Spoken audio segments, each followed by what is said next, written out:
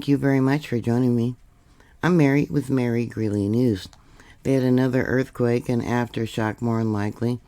They're in Myanmar, or also known as Burma. A magnitude 5.4 occurred today, Friday, July 18th, 2025. Here's the location. And it was probably due to the Sauging Fault Zone, which I got drawn out here in red. Let me bring this out. You can see all the different earthquakes. Yeah, they had a magnitude 7.7 back on March 28th along this fault zone. And it did cause significant destruction in the region. Yeah, this is a very active fault zone. You can see a lot of the earthquakes that I got marked out here. Today's earthquake was very shallow, about 6 miles in depth, or about 10 kilometers, meaning it would have been felt more strongly near the epicenter compared to deeper quakes of a similar magnitude.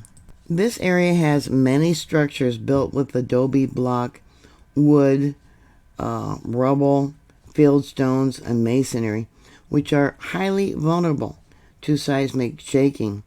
The March quake caused widespread destruction in that area, including collapsed buildings, damaged infrastructure, and landslides that have left structures more susceptible even to moderate aftershocks. Now, this image here is from January of this year. A lot of people have a misconception that Google Earth is live and shows you, most recent images, but it does not. So it wouldn't show the destruction from that 7.7 earthquake or even damage that was caused by today's 5.4. Google Earth images are put together by satellite photos over different years. Yeah, going back a long ways. Now, the March 28th earthquake, the 7.7, which struck along this fault zone, was a major dextral strike-slip boundary between the Burma microplate and the Sunda plate. Yeah, it was shallow in depth, and it was a super shear rupture, meaning that when the fault ruptured, it moved along the fault zone faster than the speed of sound. That's what super shear means. The rupture propagated over 460 kilometers, which would be about 286 miles, causing surface displacement exceeding 6 meters, which would be 19 feet and 8 inches, and violent shaking, intensity level 9, in different urban centers close to the earthquake. That event resulted in 4,900 fatalities. It could have been a lot more. We just don't know. And there was over 6,000 injuries and widespread destruction of infrastructure, including residential buildings, governmental, and religious structures. In Bangkok and Thailand, where soft soil amplification led to the collapse of a 33-story skyscraper, claiming 29 lives. Now, today's July 18th earthquake aligns with the USGS earlier forecast of a 60% chance of a magnitude 5 aftershock in the weeks following the March event. It's hard getting information from there because of the ongoing civil war and the military restrictions on media and access may delay or underreport damage assessments from today's earthquake. When they had that earthquake, the 7.7, there was areas that they were not even allowing people to access to help save lives and rescue, citizens. The region's strained healthcare system and damaged infrastructure from the March quake could exacerbate any even minor impacts. So, I tried to look today to see if there was any images, but because of that military civil war that's going on there, we just can't get information. 4 people did report to USGS. Did you feel it? It was given a shake level for those that sent in reports of 4, but the shake map is 7. Here are the few shake reports sent into USGS. To the south, Mandalay, intensity level 4, and another one, same area, intensity level 4. Reports that were sent into EMSE says goldfish swam in the water. I don't know. Another one says, I dislike that shaking. Shake indoors. That was 77 kilometers south. Another one from that same area where I showed you on the shake map says they felt it. Let's see. Another one, it was rough, slow, and strong. Same location.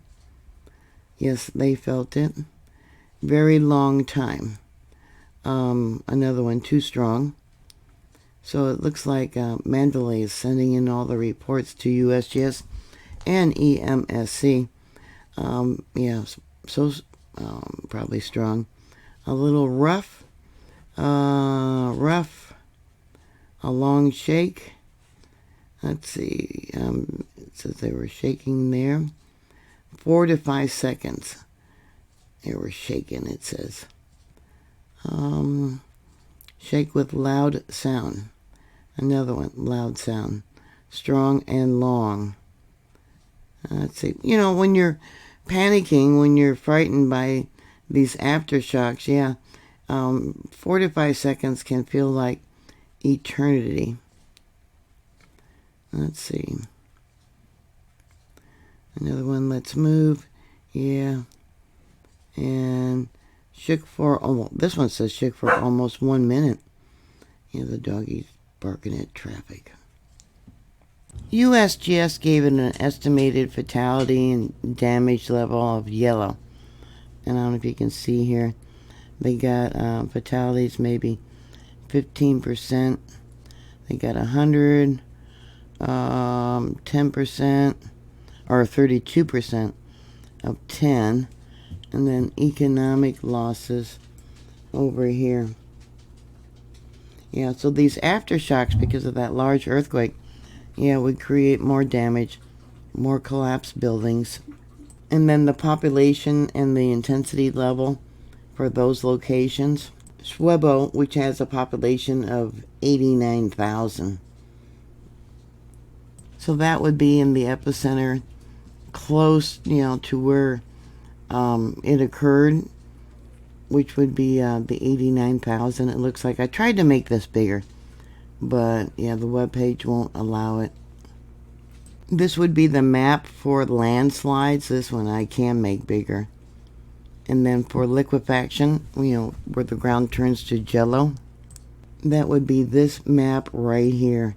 Oh, and they actually got it drawn out. Yeah, which is pretty cool.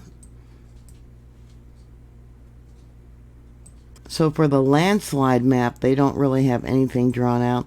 Like I said, probably because, with the civil unrest that's going on there, yeah, they haven't gotten information. Might be a while before they do. Yeah, sending prayers. Yeah, when politicians can't get along, different people want to be, the head honcho. The average citizen that just wants to live their life, raise their children, try to make their lives better are the ones that suffer. So what are your thoughts? Put your comments down below. Thank you very much for watching. Please like, share, and subscribe. And I'll talk to you later. God bless you. Bye.